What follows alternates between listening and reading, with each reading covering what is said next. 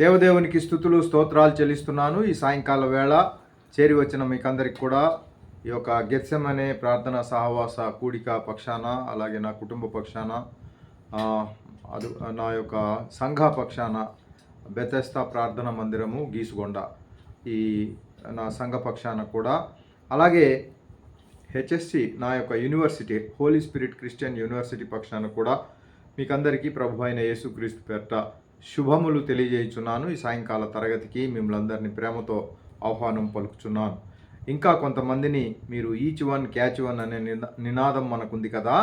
ఒక్కరు ఒక ఆత్మను రక్షించగలిగితే పరలోకంలో చాలా సంతోషము, ఆనందము పెళ్ళుబుకుతుందని మనకు తెలుసు కనుక మీరు ఉన్న పళాన ఒక్కరిని జాయిన్ చేయగలిగితే ఈ తరగతిలో చాలా బాగుంటుందని నేను భావిస్తున్నాను. అది మీ బంధువే అవ్వచ్చు, లేదా స్నేహితుడే అవ్వచ్చు.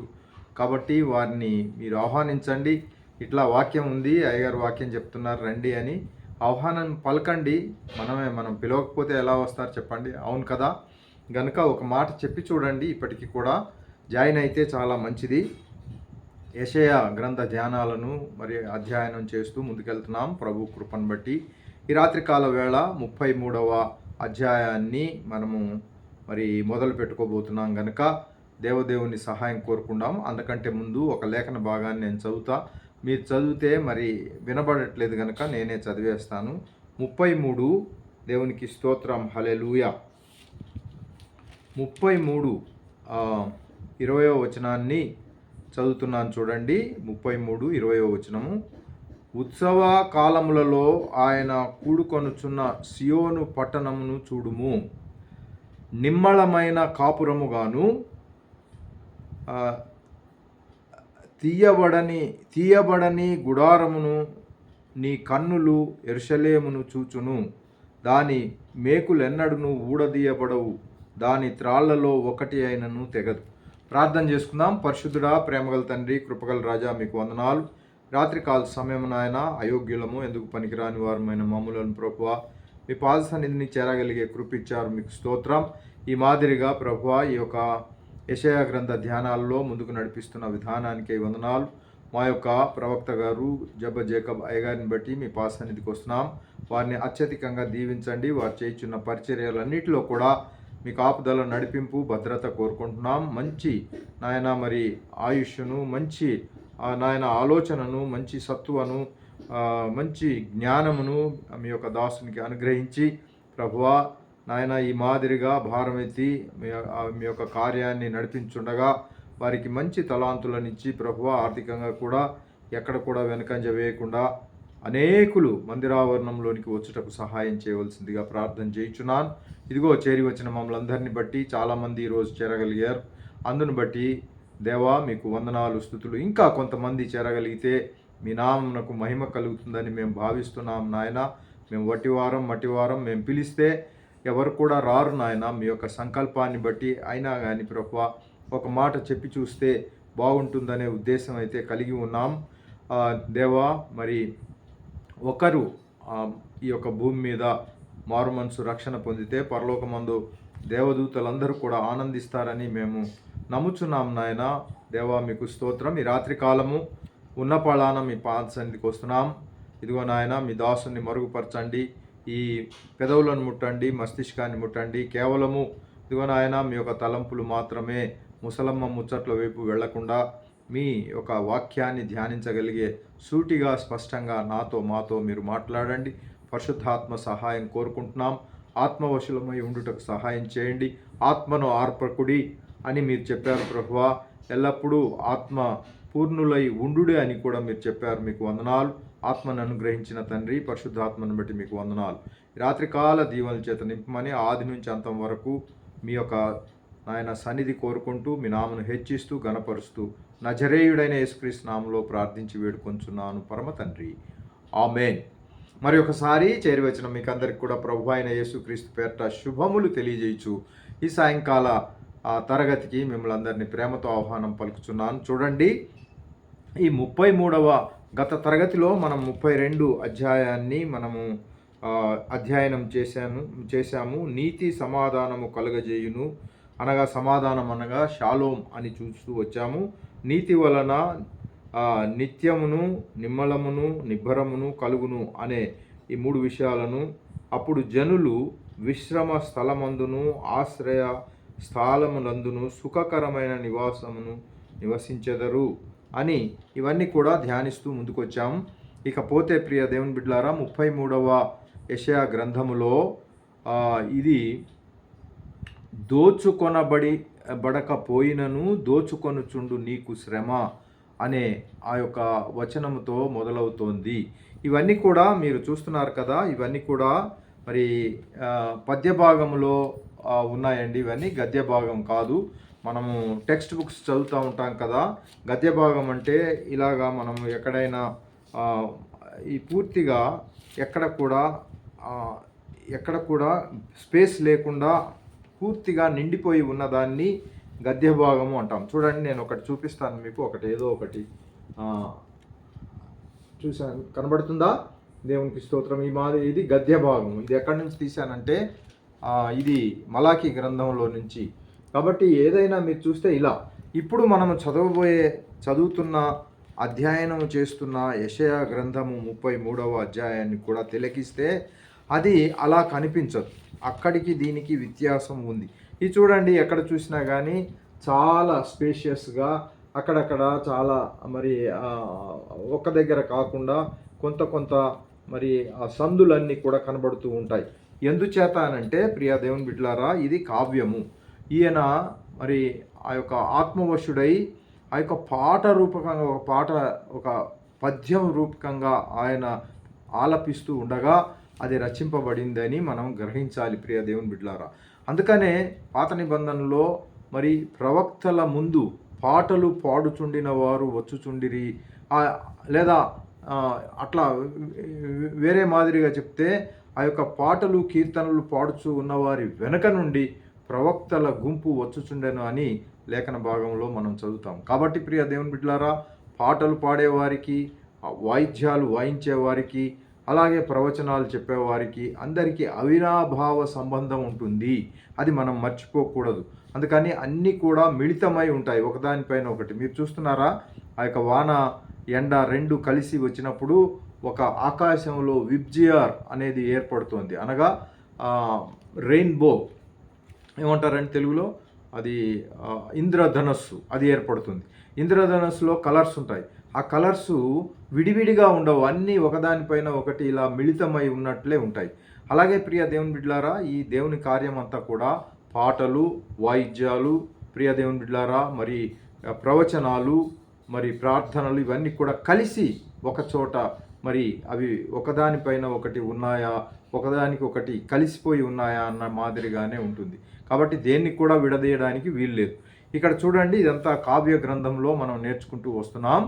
పరిశుద్ధాత్మ దేవుడు ఆ మాదిరిగా ఆయన కావ్యంలో ప్రతి సెంటెన్స్ ఇంపార్టెంటే, ప్రతి వచనము ఇంపార్టెంటే, దాంట్లో ప్రతి వాక్యము, ప్రతి శబ్దము కూడా దాంట్లో, అంటే ఒక word, each and every word is very important in is. కాబట్టి ప్రతి ఒక్కొక్క శబ్దము కూడా, లేదా ఒక్కొక్క వర్డ్ కూడా చాలా ఇంపార్టెంట్. చూడండి, దోచుకొను చుండు నీకు శ్రమ, నిన్నెవరు వంచింపకపోయినను వంచుచుండు నీకు శ్రమ అని చెప్తున్నాడు. నీవు దోచుకొనుట మానిన తర్వాత కూడా నీవు దోచుకొనబడెదవు. నీవు వంచుట ముగించిన తర్వాత జనులు నిన్ను వంచెదరు. వంచుట అంటే తెలుసా అండి మీనింగు? మరొక మాట చెప్పాలంటే మోసగించుట. వంచుట అంటే ఏమిటి? మోసగించుట. ఇక చూడండి, దోచుకొనబడకపోయినను, ఎవరి గురించి వాక్యం అనేది మనకు వస్తుంది. ఇక్కడ మనం చదువుకున్నాం కదా, ఈ చదువుకున్న భాగము ఎవరి గురించి చెప్పబడుతుందనంటే, అప్పుడు ఆ కాలంలో ఇది రచింపబడే ఆ సమయానికి అషూరు సామ్రాజ్యము ఆ ఏలుబడిలో ఉంది. ఆ అషూరు సామ్రాజ్యం, ఎందుకంటే దక్షిణ భాగంలో ఇద్దరు, ఎవరు? యూదా, బెంజమిన్. కాబట్టి వాళ్ళ ఆ యొక్క వాళ్ళ కలయికతో యూదా అని దక్షిణ రాజ్యం ఏర్పడింది. ఉత్తర రాజ్యమేమో మిగతా 10 మంది, యాకోబుకు పుట్టిన 12 మంది ఉన్నారు చూసారా, అవి ఆ తెగలు 10 మంది ఏమో ఉత్తర రాజ్యముగా ఏర్పడ్డాయి. 2 రాజ్యాలేమో దక్షిణ రాజ్యం. అప్పటికి ఇది రాసే ఆ క్రమంలో ఈ యొక్క యెషయా గారు రాసే ఆ కాలంలో, అంటే యెషయా గారు అడుగుపెట్టిన, అంటే ఆయన ఆ ప్రవచనాలు చెప్పే ఆ టైంలో టైం ఎంతై ఉంటుంది అప్పటికి అనంటే క్రీస్తు పూర్వము సుమారు 700 సంవత్సరాలకు ఆయన ఈ భూమి మీద ఉన్నారు. ఉండి ఈ ప్రవచనాలు చెబుతూ ఉన్నప్పుడు ఉత్తర రాజ్యం అని ఏదైతే చెప్పుకున్నామో ఆ ఉత్తర రాజ్యం అంతా కూడా చెరకు వెళ్ళిపోయింది ఆల్రెడీ. చెర అనేది ఉంది కదా, చెర మనకు తెలుసు కదండి, దాంట్లోకి వెళ్ళట్లేదు, కానీ చెరలోకి వెళ్ళిపోయారు, దాసులుగా వెళ్ళిపోయారు. బబులోనీయులు వాళ్ళని చెరపట్టుకొని మరొక ప్రాంతానికి తీసుకెళ్ళిపోయారు. అయితే మిగిలిన వాళ్ళు ఎవరు అనంటే యూదా వాళ్ళు. యూదాలోనే ఈ యొక్క యెరూషలేము ఉంది. కాబట్టి యూదాలో యెరూషలేము ఉంది కనుక ఆ యెరూషలేము దగ్గర ఈ రాజులు పరిపాలిస్తున్న ఆ సమయంలో రాజులకును అలాగే మరి ప్రజానీకానికి దేవుని యొక్క వార్తను తీసుకొని చాటే దైవజనునిగా లేదా ప్రవక్తగా ఆయనను దేవుడు వాడుకుంటున్న ఆ సమయాల గురించి. అప్పుడు ఇంకా ఎవరుంటారు అప్పుడు అని అంటే, ఎవరి గురించి ఆయన బోధ చేస్తున్నారనంటే, దోచుకొనబడకపోయినా దోచుకొను నీకు శ్రమ అంటే, ఆయనను ఏదో కొంత నా ప్రజలకు కాస్త బుద్ధి చెప్పవయ్యా అని దేవుడు ఆయనను పిలిచి మాట్లాడితే బహు ఘోరంగా మన ప్రజలను శిక్షించడము అశూరీయులు. అశూరు సామ్రాజ్యం చాలా గొప్పది. ఒక పటం మీకు ముందే పంపించాను. అశూరు సామ్రాజ్యం అంతా చాలా గొప్పది. దాంట్లో ఇస్రాయేలు చాలా చిన్నది. ఎల్లలు గల లేదా చుట్టూ బౌండరీస్ గల చిన్న రాష్ట్రాన్ని మరి దేవుడు వారి కోసం స్థిరపరిచి ఉంచాడు ఈ భూభాగం మీద. మరి గనుక ప్రియ దేవుని బిడ్డలారా, ఆ యొక్క అశూరు సామ్రాజ్యం వచ్చి యూదా మీద దండయాత్ర చేయాలని వారి కోరిక, ఆ యెరూషలేములో ఉన్న దేవాలయాన్ని ముట్టడించాలని కోరిక కలిగి అశూరీయులు ఉన్నట్లు మనం చూస్తున్నాం. ఇది నేపథ్యం. అప్పుడు దేవుని వాక్యం ఏం చెప్తుందంటే, దోచుకొనబడకపోయినను దోచుకొనుచుండు నీకు శ్రమ. వీరందరినీ దోచుకుంటూ అటు ఉన్న చుట్టూ ఉన్న ఆ రాజులనందరినీ ఆ యొక్క ప్రాంతాలన్నింటినీ వశపరుచుకుంటూ వాళ్ళు ఇక చివరికి ఎక్కడికి వచ్చారంటే, ఆ యొక్క ఇశ్రాయేలుకి క్యాపిటల్గా ఉన్న రాజధానిగా ఉన్న మరి సియోనుపురము లేదా యెరూషలేమునకు వచ్చి దాని చుట్టూ కూడా వాళ్ళు డేరాలు వేసుకొని కూర్చొని వారికి బహు శ్రమ కలిగిస్తూ ఉంటున్నట్లు మనం గమనిస్తూ ఉన్నాం. అప్పుడు దేవుని వాక్యము యెరూషలేమును పాడు చేయు వారిని గద్దించే వాక్యాలను దేవుడు యెషయా గారికి ఇచ్చాడు. యెరూషలేమును పాడు చేస్తే నేను నిన్ను పాడు చేస్తానని కూడా దేవుడు అంటున్నాడు. కాబట్టి తన రాజ్యాన్ని కానీ, తన యొక్క సామ్రాజ్యాన్ని కానీ, తన వాక్యాన్ని కానీ, తన యొక్క భక్తులను కానీ, లేదా తన యొక్క సంఘాలను పాడు చేసే ఎవరైనా ఉన్నారా అంటే వారిని దేవుడు ఎవరినో పంపి చేయరు. ఆయనే దేవుడు స్వయాన 1 to 1 దేవుడే ఆ పూచి తీసుకొని వారిని పడవేసాడు అని దేవుని వాక్యంలో ఉంది. కాబట్టి ఎవరు దోచుకునేది లేదు. వాళ్ళు చాలా క్రూరులు. అంతకుముందే నేను చెబుతూ వచ్చాను. వారు ఎంత క్రూరులు అంటే, ఈ వీపు ఉంది చూసారా, వీపు మీద చర్మాన్ని ఒలిచేసి, మనుషుల చర్మాన్నండి ఒలిచేసి అది ఇంటికి తీసుకెళ్ళిపోయి వాల్పేపర్గా పెట్టి దాని మీద ఏదో గీచి బొమ్మలు గీచి అది ఏదో ఆహ్లాదకరంగా సంతోషకరంగా మనం బొమ్మ అతికించుకున్న మాదిరిగా అతికించి, అంత క్రూరులు. మనుషులను ఎలా తీసుకెళ్తారంటే ఈ ముక్కులో నుంచి బెజ్జం వేసి, ఇంకొక మనిషి ముక్కులో నుంచి బెజ్జం వేసి, ఒక 10 మంది ముక్కులన్నీ కట్టేసి వాళ్ళందరినీ ఇలా లాక్కొని పోయే క్రూరత్వం గల అశూరు సామ్రాజ్యం, అశూరీయులు. అయితే వాళ్ళు దోచుకొనకపోయినను దోచుకుంటున్నారు కనుక నీకు శ్రమ. కాబట్టి ఎవరైనా హాని చేయకముందే హాని చేస్తూ ఉంటే వారికి శ్రమ అని దాని తాత్పర్యం. అంతేకాకుండా ఇక్కడ వంచుట అంటే మోసగించుట అని చూసాం కదా. నిన్నెవరు మోసపరచకపోయినను నీవు మోసపరిచితే అది నీకు శ్రమ అని అశూరీయులను సంబోధిస్తూ దేవుడు ఇక్కడ మాట్లాడుచున్నారు. గనుక ప్రియ దేవుని బిడ్డలారా, నీవు దోచుకొనుట మానిన తర్వాత నీవు దోచుకొనబడదు. ఒకవేళ ఇదే పనిలో నీవు నిమగ్నమై ముందుకు వెళ్ళి అభము శుభము తెలియని వాళ్ళందరినీ దోచుకుంటూ ఎవరు చూడట్లేదులే నా పనిలో నేనున్నానని దోచుకునే కార్యక్రమంలో ఉంటే దేవుడు ఏమంటున్నాడంటే, ఆ కార్యక్రమం చాలించిన తర్వాత నేను నిన్ను దోచుకుంటాను. నీవు దోచుకొనుట మానిన తర్వాత నీవు దోచుకొనబడెదవు. నీవు వంచుట అనగా మోసగించుట మానిన ముగించిన తర్వాత జనులు నిన్ను వంచెదరు లేదా మోసగించెదరు. సో మోసం ఏది చేస్తే దానికి గురైపోతారని అశూరీయులను ఒక హెచ్చరిక.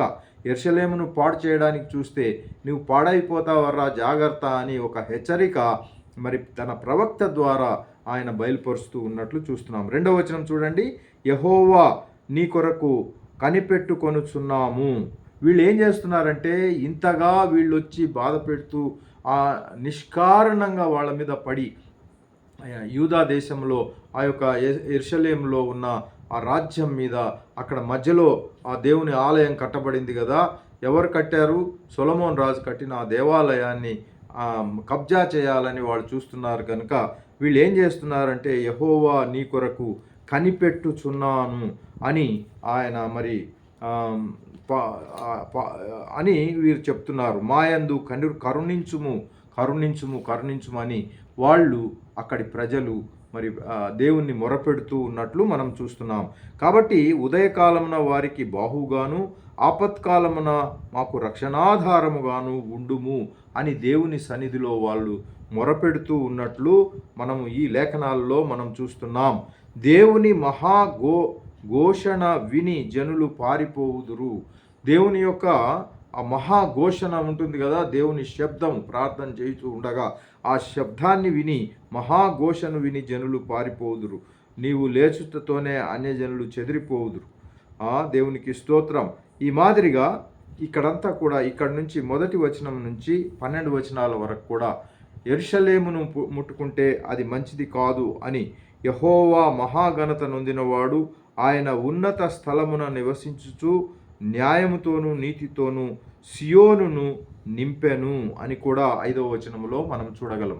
గనుక ప్రియ దేవుని బిడ్డలారా, ఈ సియోను ఉన్నత స్థలం మీద ఉంది అని ప్రకటన గ్రంథంలో కూడా 21లో మనం చూస్తాం. మరియు నేను నూతనమైన యెరూషలేము అను ఆ పరిశుద్ధ పట్టణము తన భర్త కొరకు అలంకరింపబడిన పెళ్లి కుమార్తె వలె సిద్ధపడి పరలోకమందున్న దేవుని యొద్ద నుండి దిగివచ్చుట నేను చూచి తిని అని.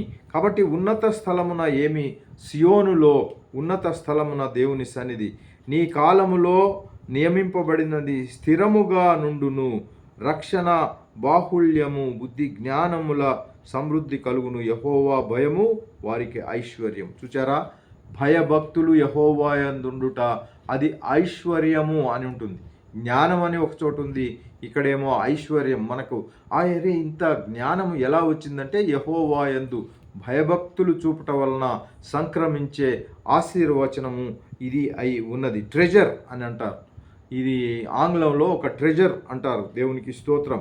కాబట్టి ప్రియ దేవుని బిడ్డలారా, ఈ యొక్క రాత్రికాల వేళ వాక్యం వింటున్న సహోదరి సహోదరుడా, ఈ యొక్క 12 వచనాల వరకు కూడా యెరూషలేమును పాడు చేయు వారిని గద్దించే వాక్యాలను మనం చూస్తూ వస్తున్నాం. 10వ వచనం చూడండి. యెహోవా ఇట్లా అనుకొనుచున్నాడు, ఇప్పుడే లేచెదను, ఇప్పుడే నన్ను గొప్ప చేసుకొనెదను, ఇప్పుడే నాకు ఘనత తెచ్చుకొనెదను. కాబట్టి ఇన్ని అక్రమాలు జరుగుతున్నాయి, నా ప్రజల పట్ల ఇన్ని బాధలు హింసలు జరుగుతున్నాయి, కాబట్టి నేను ఇప్పుడే లేస్తానని దేవుడు కూడా ఆ సంకల్పం కలిగి ఉన్నారు. ఈనాడు ఉన్నారా ఎవరైనా బాధల్లో, ఇరుకుల్లో, శోధనలో మరి అనేకమైన ఇబ్బందుల గుండా వెళ్తున్నాను పాస్టర్ గారు, మీకేం తెలుస్తుంది, వచ్చి కూర్చోగానే కాదు కానీ నా వెనక ఎన్నో బాధలు ఉన్నాయి అని అనేవాళ్ళు ఉన్నారా? అయితే దేవుని కార్యక్రమం చూడండి. మనం అలా అనుకుంటున్నాం కానీ దేవుడు యెహోవా ఇట్లా అనుకొనుచున్నాడు. దేవుడు అనుకునే మాటను మనం క్లియర్గా మరి ప్రవక్త గారు అక్కడ పొందుపరిచారు. ఏమిటి అనంటే ఇప్పుడే నేను లేస్తాను. ఆయన అనుకునే మాట ఏంటంటే ఆయనను హింసించు వారిని సంహరించుటకు, తరిమి వేయుటకు నేను ఇప్పుడే లేస్తాను, ఇప్పుడే నన్ను గొప్ప చేసుకుంటాను, ఇప్పుడే నాకు ఘనత తెచ్చుకొనేదను అని దేవుని సంకల్పం. అయితే ఆయన వస్తారు, ఆయన వచ్చి మనలకు మేలు చేస్తారు, మనల్ని విడుదల కలగజేస్తారు. ఆ సమయం ఏతెంచనై ఉన్నది, రానై ఉన్నది. కనుక మనం ఓపికతో కనిపెట్టాలి ప్రియ దేవుని బిడ్డలారా. ఓపికతో యెహోవా కొరకు కనిపెట్టుకొనుచున్నాము అని. కాబట్టి యెహోవా నామమున ఓపికతో మనం కనిపెట్టాలి, ఓపికతో యెహోవాను స్తుతించాలి.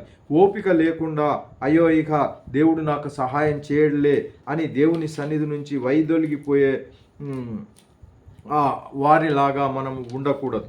యెహోవా సన్నిధిలో మనము నిత్యము ఆయన సన్నిధిని ఓపికతో కనిపెట్టాలి. అదే ఆయన అంటున్నారు, నీ కొరకు నేను కనిపెట్టుచున్నాను.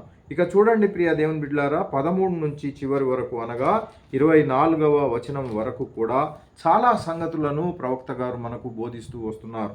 అది ఏమిటి అనంటే, నీతిమంతునికి కలుగు దీవెనలన్నీ కూడా దీంట్లో ఉన్నాయి. నీతిమంతునికి కలిగే దీవెనలు, నీతిని అనుసరించే వారికి కలిగే దీవెనలు, అబ్బో ఒక చిట్ట, పెద్ద చిట్ట. మనం చేయాల్సిన కొన్ని పనులున్నాయి. ఆ పనులు చేయగలిగితే మిగతావన్నీ మనకు సంక్రమిస్తాయి అని, లేదా మనం పొందుకుంటామని చక్కగా మరి ప్రవక్త గారు వర్ణిస్తూ వస్తున్నారు. దేవునికి స్తోత్రం చెల్లిద్దామా? హల్లెలూయా, హల్లెలూయా. దేవునికి మహిమ కలుగునుగాక.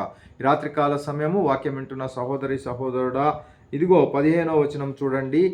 యెషయా గ్రంథము 33:15లో అతని నీతిని అనుసరించి నడుచుచు, ఇక్కడ ఒక 6 విషయాలను ఆయన గుర్తు చేస్తూ ఉన్నారు.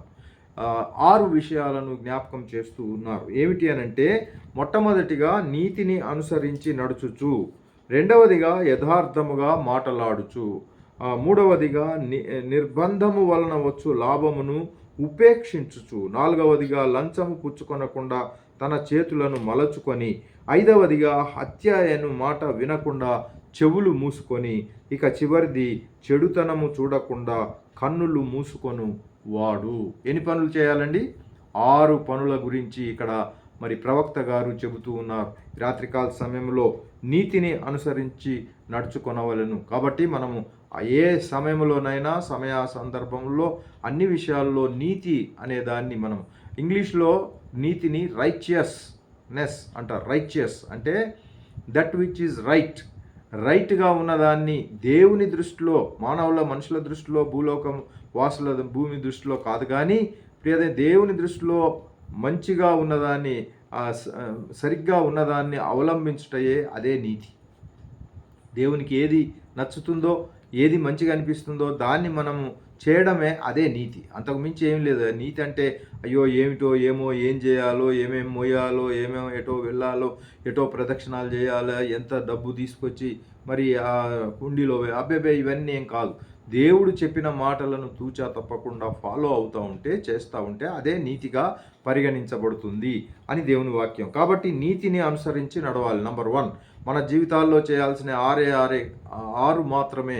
అవేమిటి అనంటే, నీతిని అనుసరించి నడవాలి. రెండవది యథార్థముగా, ఎన్ని బాధలు, ఎన్ని శోధనలు, ఎంత దేనికి గురి చేసినా మన యథార్థతను మనం వదులుకోవద్దు. మనకంటూ ఒక స్థిరత్వం ఉండాలి. యథార్థత అనేది మనకు నరాల్లో ఇమిడి ఉండాలి. కాబట్టి యథార్థంగానే ఉండాలి, ఎదుటివాడు ఉన్నా లేకపోయినా. ఇక మూడవది, నిర్బంధము వలన వచ్చు లాభమును ఉపేక్షించుచు. కాబట్టి ఆ యొక్క మరి అందరినీ బంధిస్తూ ఉన్నప్పుడు కొంత లాభం కలుగుతూ ఉంటుంది. ఆ లాభాన్ని ఉపేక్షించాలంటే తీసుకోవద్దు. అలాంటి లాభాన్ని మనం వదిలివేయాలి. అది తీసుకోవడానికి వీల్లేదు. ఇకపోతే లంచము పుచ్చుకొనకుండా తన చేతులను, లంచం ఎక్కడైనా ఉందా, అది తీసుకుంటే పనులు చేయాలి అనే దాని జాగ్రత్తగా ఉండి, లంచం అబ్బే మీరు ఏదన్నా ఇది తీసుకోండి, ఇది ఒక 100 రూపాయలు మీరు దగ్గర పెట్టుకొని మీరు చేసిన దానికంటే లేదు, ప్రతిఫలంగా మీరు ఏమి నాకు ఇవ్వాల్సింది లేదు, మీరు వెళ్ళిపోండి, నేను ప్రార్థన చేశాను అంతే అనాలి. కానీ మనము లంచం పుచ్చుకునే వాళ్ళగా ఉండడానికి వీల్లేదు. లంచము పనికిరాదు. దాంట్లో ఏంటంటే, పనివాడు తన జీతానికి అర్హుడు గనక ఏదైనా పని చేస్తే ఆ పనికి జీతమే తీసుకోవాలి, కానీ అంతకు మించి ఏది కూడా ఆశించకూడదు. ఏ గిఫ్ట్ కానివ్వండి, మరొకటి కానివ్వండి, ఏదైనా మరి మనకు చెందంది ఏది కూడా ఎవరి దగ్గర ఎక్కడ కూడా ఆశించడానికి వీల్లేదు. మనకి ఏది రావాల్సి ఉందో దాన్ని మట్టుకే మనము పని చేసి సంపాదించుకోవాలి. అది హత్యను మాట వినకుండా చెవులు, అసలు హత్య అనే దాన్ని చూడడం కాదు కదా, ఆ మాటే వినకుండా చెవులను దాచివేసుకోవాలి. హత్య చాలా డేంజర్. కాబట్టి హత్య గురించి మనకు పదాజ్ఞలలో కూడా ఉంది. కనుక హత్య అను మాట వినకుండా చెవులు మూసుకోవాలి. చెడుతనమును చూడకుండా కన్నులను మూసుకోవాలి. ఈనాడు చూస్తే టీవీల్లో కానివ్వండి, సెల్లులో ఆ మాటకు వస్తే సెల్స్లో కూడా మరి అశ్లీల దృశ్యాలన్నీ కూడా పొందుపరుస్తూ ఉన్నారు వాళ్ళు. మరి ఎలా చేస్తున్నారో మనకేం తెలియదు, కానీ జాగ్రత్తగా మనం హలో అంటే హలో, లేదా మనకు కావాల్సిన మెటీరియల్ ఏదన్నా ఉపయోగకరంగా ఉన్నది మాత్రమే చూసుకొని మిగతాది మనం దాన్ని కప్పెట్టడమే మంచిది అని నా అభిప్రాయము. ప్రియ దేవుని బిడ్డలారా, చెడుతనము చూడకుండా కన్నులు మూసుకొని వాడు ఈ ఈ 6 విషయాలు చేసే వాళ్లకు ఒక మంచి మరి ఆదరణ, మంచి ప్రోత్సాహం, మంచి మరి ఆ యొక్క దేవుని యొక్క మరి ఆ యొక్క దేవుడిచ్చే భాగ్యాలు మనము పొందుకుంటాం. చూడండి, 6 చేశారు కదా, ఇక్కడ 6టికి 6 ఎక్కడా తక్కువ కాకుండా చేస్తున్నారు దేవుడు. ఉన్నత స్థలమున అతన్ని నివసింపజేస్తాడు. ఏమండి, ఆయన నివసించే స్థలం ఎక్కడుంటుంది? ఉన్నతంగా ఉంటుందని దేవుని వాక్యం. ఈ 6 చేసే వాళ్ళ జాబితా వీళ్ళు ఎవరుంటారో వాళ్ళు ఉన్నతంగా ఉన్నారు. ఒకరు ఉన్నతంగా ఉన్నారని తెలిస్తే ఆయన ఏం చేస్తుంటాడంటే ఈ 6 కూడా ఆయన అవలంబిస్తూ ఉన్నవాడు కనుక ఆయన అంత ఉన్నత స్థితిలో ఉన్నాడని గ్రహించాలి. దేవునికి స్తోత్రం చెల్లిద్దామా? హల్లెలూయా. అంతేకాకుండా రెండవదిగా, పర్వతములలోని శిలలు అతనికి కోటయగును. అంటే చాలా మంచి సెక్యూరిటీగా ఉంటాడు. ఆయనకి ఏ ప్రమాదం కానీ, ఏ మరి ఎవరైనా కానీ వచ్చి దొంగ వచ్చి ఆయన్ని ఎత్తుకుపోవడం కానీ, ఏది అలాంటిది మరి అవన్నీ ఏమి ఆయన జీవితంలో జరగకుండా ఒక కోట, ఏమిటంటే పర్వతములలోని శిలలు అతనికి కోటయగును. కోట గల ఒక ప్రాంతం చూసామా, ఎంతైనా ఏది బయట నుంచి రాకుండా అది కాపాడుతుంది కోట. కాబట్టి ఆ కోట లాంటి ఆ యొక్క పర్వతములోని శిలలు ఆయనకు ఆదుకుంటాయి. మూడవదిగా, తప్పక అతనికి ఆహారము దొరుకును. ఈనాడు చూస్తే, అయ్యో పాస్టర్ గారు మాకు తినడానికి భోజనం లేదు, 2 రోజులు పస్తున్నాము అనే వాళ్ళు ఎప్పుడైనా చూసారా మీరు? ఎక్కడైనా మేము ఒక పూట పస్తుండాల్సిన పని ఏర్పడుతోంది, ఒక పూటే తింటున్నాం, లేదా 3 పూటలు తినాల్సింది కాస్త 2 పూటలు తింటున్నాం అంటే ఎక్కడో ఒక దగ్గర ఈ పైన ఉదాహరింపబడిన 6లో వీళ్ళు ఎక్కడో ఉన్నారని మనం గ్రహించాలి. అర్థమవుతుందా? అర్థమైన వాళ్ళు ఆమె చెప్తారా? ఈ 6 విషయాలు పైన నేను చెప్పాను కదా, ఈ యొక్క 6లో ఎక్కడో ఒక దగ్గర తప్పిపోయారు కనుకే ఈనాడు ఏమవుతుందంటే ఆహారము కొరత ఏర్పడుతోంది. ఆహారము అతనికి ఎప్పుడు దొరుకుతుందంటే 6 చేయగలిగితే, 6ను మినహాయింపగలిగితే వీళ్లకు ఉన్నతమైన స్థలం వస్తుంది. పర్వతంలోని శిలలు అతనికి కోటగా ఉంటాయి. అంతేకాకుండా తప్పక అతనికి ఆహారం దొరుకుతుంది. అతనికి నీళ్లు అతనికి శాశ్వతముగా ఉంటాయి. అయ్యో నీళ్లు దొరకని పరిస్థితి ఉంది, ఎక్కడ చూసినా నీళ్లు పడట్లేదు, ఆ యొక్క ఊట లేదు అని సమస్య లేదు. మీరు చూడండి, ఇసాక్ గారిని చూసినప్పుడు ఆయన అక్కడికి వెళ్ళి ఒక డేరా వేసి ప్రార్థన చేసి తవ్వినప్పుడు నీళ్లు పడ్డాయి. మరొక చోటికి అక్కడ వెళ్ళి డేరా వేసి అక్కడ ప్రార్థన చేసి మరి బయటికి వెళ్ళి తవ్వినప్పుడు అక్కడ నీళ్లు పడ్డాయి. చూసారా? ఎక్కడెక్కడికి ఎన్ని బావులు తవ్వితే అన్ని బావుల్లో ఊటలు. ఆయనకి ఎటు వెళ్ళినా అటు నీళ్లే. కాబట్టి ప్రియ దేవుని బిడ్డలారా, తన దాసులు ఈ 6 విషయాలు చేసి 6 విషయాల్లో దేంట్లో కూడా వాళ్ళు మరి జాగ్రత్తగా ఉన్నవాళ్ళు ఎవరైనా ఉంటే వాళ్ళది ఏంటంటే వాళ్ళ నీళ్లు అతనికి శాశ్వతంగా ఉంటాయి. నీళ్లు లేవని చెప్పడానికి లేదు, ఆహారం లేదని చెప్పడానికి లేదు. స్థలము, ఉన్నత స్థలం మీద నివసిస్తాడు. అంతేకాకుండా ఆయనకు భద్రత ఏర్పడుతుంది. ఇంకా అలంకరించబడిన రాజును నీవు కనులారా చూచెదవు. అలంకరించబడిన రాజు రాబోచున్నాడు. దేవునికి స్తోత్రం. మన రాజు రాబోచున్నాడు కనుక ఆ రాబోచున్న రాజును మరి కన్నులారా మనం చూచే సౌభాగ్యం వీరికి కలుగుతుంది. అంతేకాకుండా 6వదిగా, బహుదూరమునకు వ్యాపించుచున్న దేశము నీకు కనబడును. బహుదూరమునకు వ్యాపించుచున్న దేశము నీకు కనబడును. బహుదూరము వ్యాపించున్న దేశం ఏముంది మనకు? ఇశ్రాయేల్ దేశం. ఇక్కడ ఇశ్రాయేలు మరి సియోనుపురము చాలా దూరం, అది మనకు కనబడుతూ ఉంది. ఎందుకంటే దేవుడు తాను 2వ రాకడలో రానయ్యున్నారు. వచ్చి ఆయన పాదము ఎక్కడ మోపబోతున్నారు అని అంటే ఆ యొక్క యెరూషలేమునకు తూర్పున ఉన్న ఆ యొక్క కొండపైకి ఆయన రాబోతున్నారు కనుక ప్రియ దేవుని బిడ్డలారా, అదంతా కూడా మనం బహుదూరమున వ్యాపించున్న దేశాన్ని మనం దైవ దేశాన్ని మనం చూడబోతాం.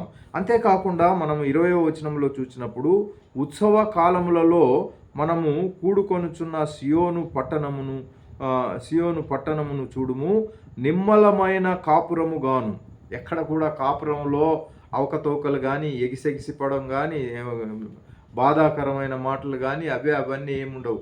ఆ యొక్క కాపురం ఎలా సాగుతుందంటే నిమ్మలంగా సాగుతుంది. ఎక్కడ కూడా హెచ్చులు, డౌను, కోపాలు, రౌద్రాలు, గొడవలు ఆ కాపురం ఎలా ఉంటుందంటే నిమ్మలమైన కాపురము. అంతేకాకుండా రెండవదిగా తీయబడని గుడారముగాను నీ కన్నులు యెరూషలేమును చూచును. తీయబడని గుడారం అంటే ఒకసారి గుడారం వేయబడిందంటే అది ఇంకా మళ్ళీ తొలగించి మళ్ళీ వేరే చోటికి వేసుకొని అలా కాదు, కానీ ఒక నిమ్మలమైన గుడారం మనకు లభిస్తుంది. ఎవరికి? ఇలాగూ చేసే వారికి లభిస్తుందని మరి ఈ యొక్క ప్రవక్త గారు చెబుతున్నారు. ఇక మూడవదిగా చూస్తే దాని మేకులు లెన్నడును ఊడదీయబడవు, దాని త్రాళ్లతో ఒకటైనను తెగదు.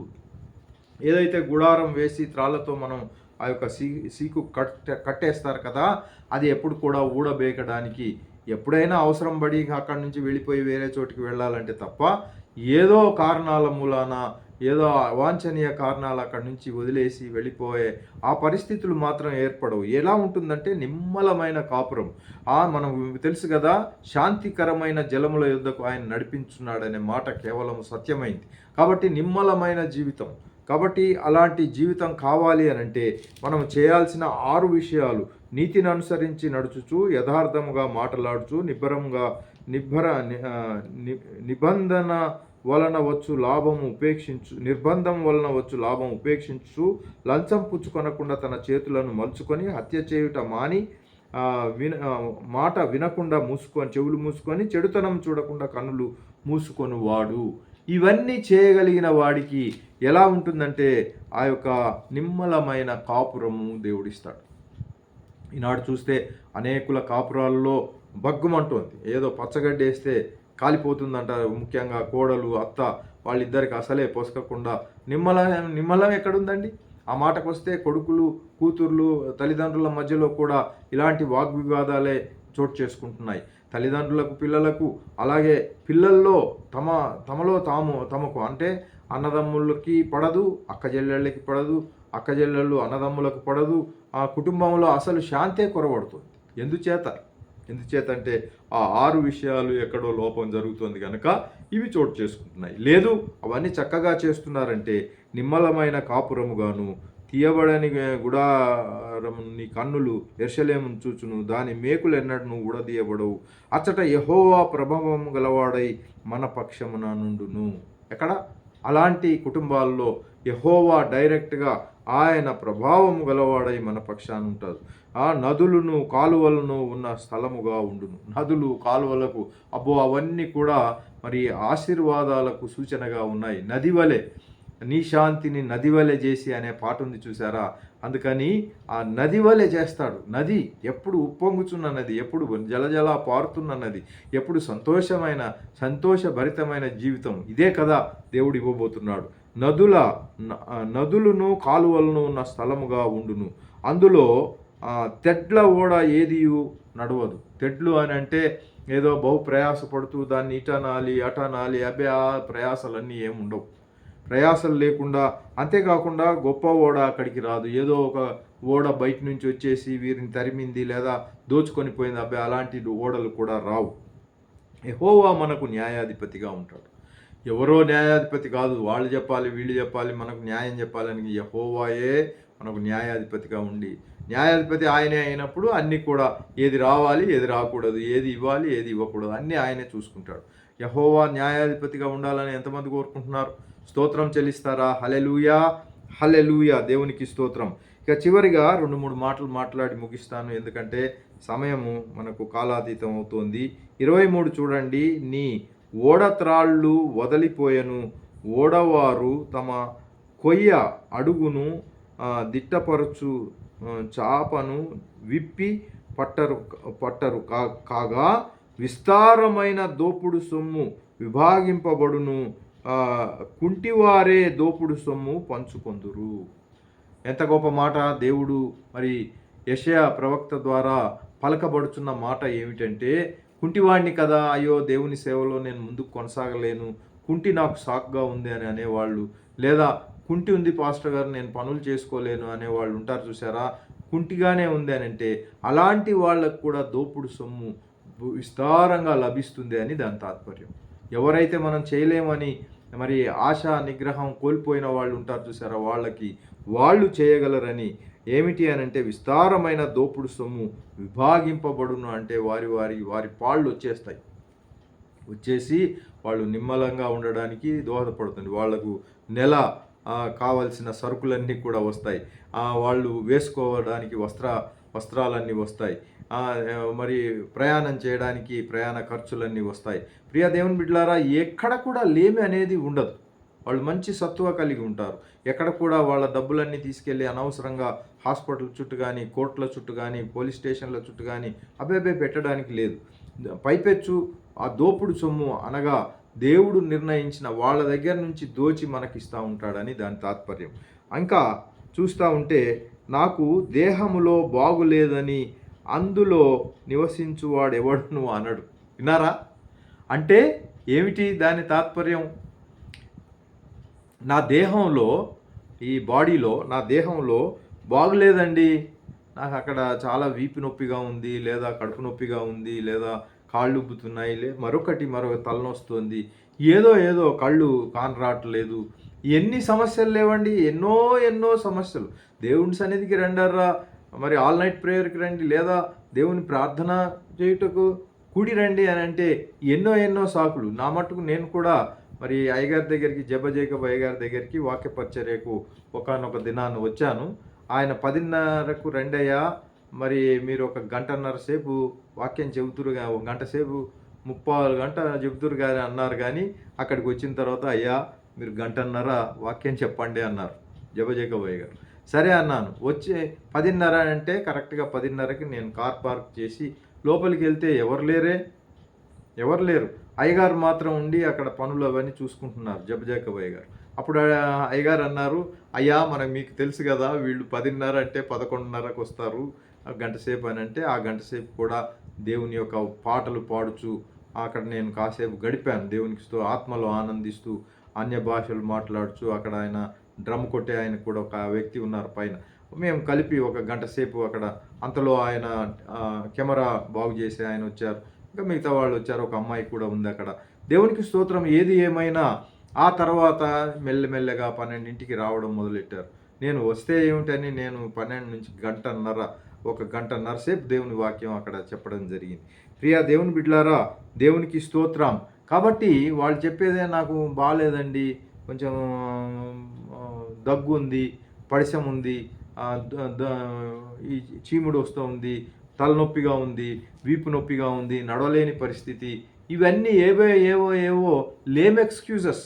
ఈ ఎక్స్క్యూజెస్ అన్నీ చెప్పి లేటుగా వస్తారు. అయ్యగారు ఏమో 10:30కి రమ్మంటే కనీసం 11:30కు కూడా రాకుండా ఉండే ఆ యొక్క ఏమిటి అని అంటే ఐదర్ దేవుని పట్ల దేవుడు చేస్తాడనే నమ్మకమైన సన్నగిల్లి ఉండాలి, లేదా కావాలనే లేటుగా వెళ్ళి ఉండాలి. ఏదో మరి మనకైతే ఏం తెలియదు. కానీ దేవుని కృపను బట్టి చక్కగా దేవుని వాక్యాన్ని గంటన్నర సేపు బోధించి నాకు పని ఉండడం మూలాన వచ్చేసాను.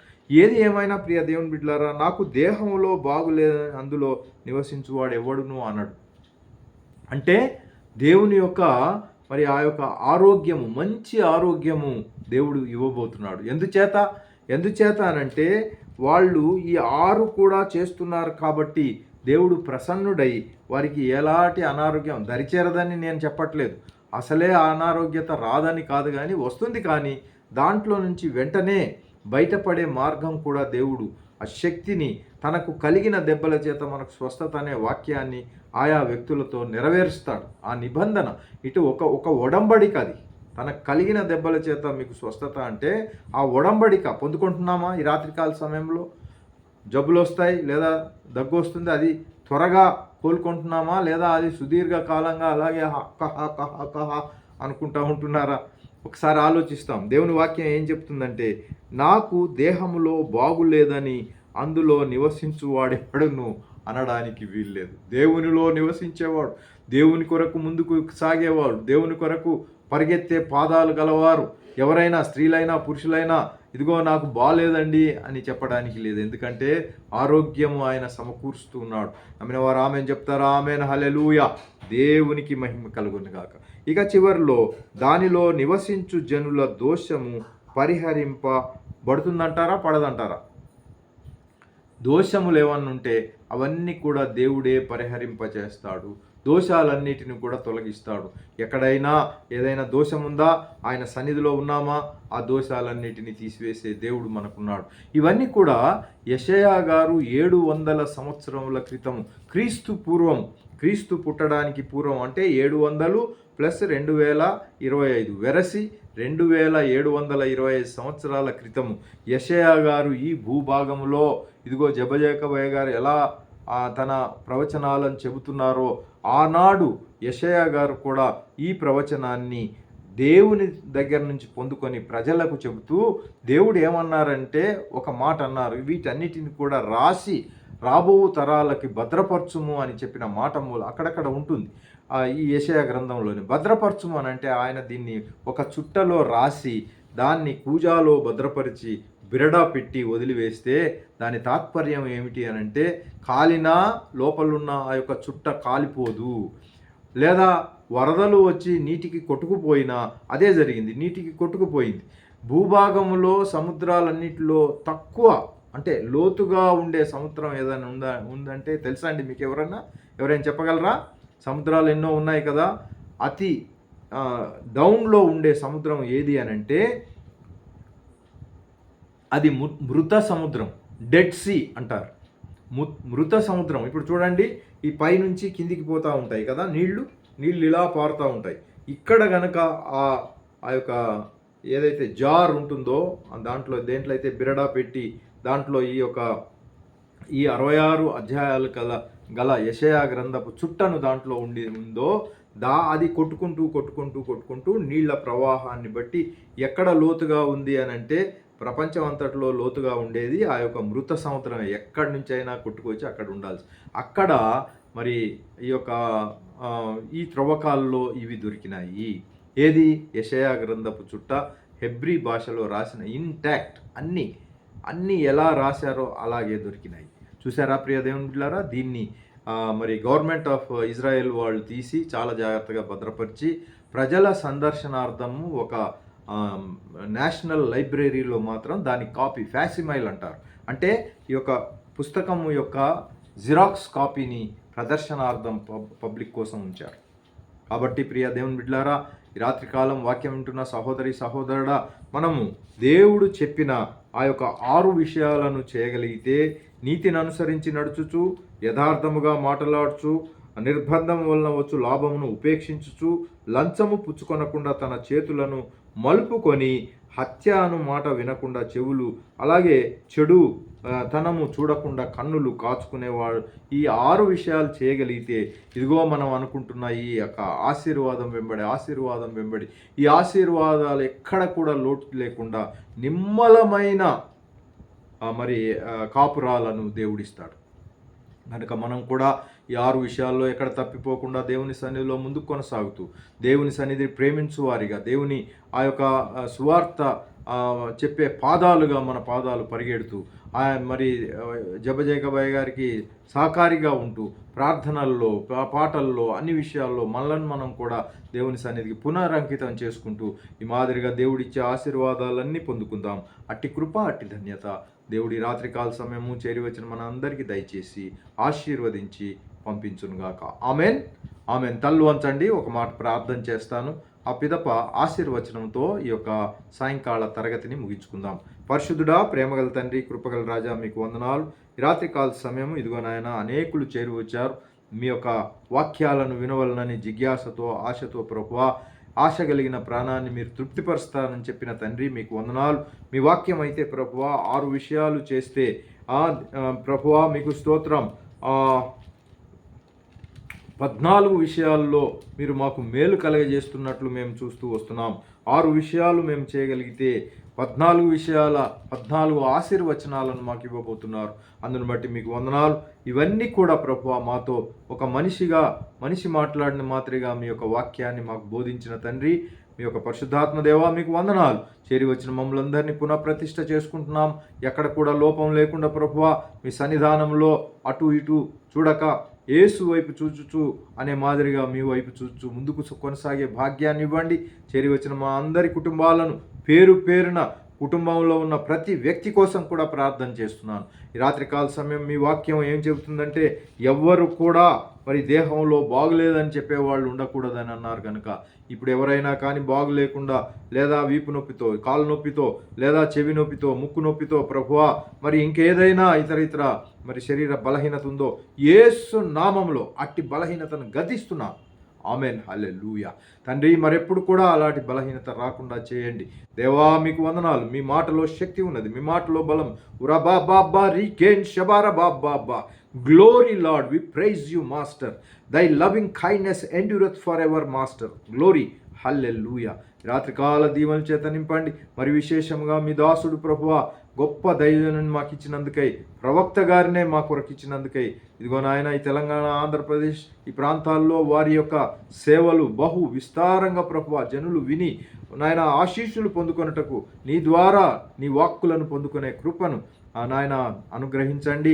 మీ దాసుని బలపరచండి, మంచి ఆర్థికంగా ఎదుగుటకు సహాయం చేయండి.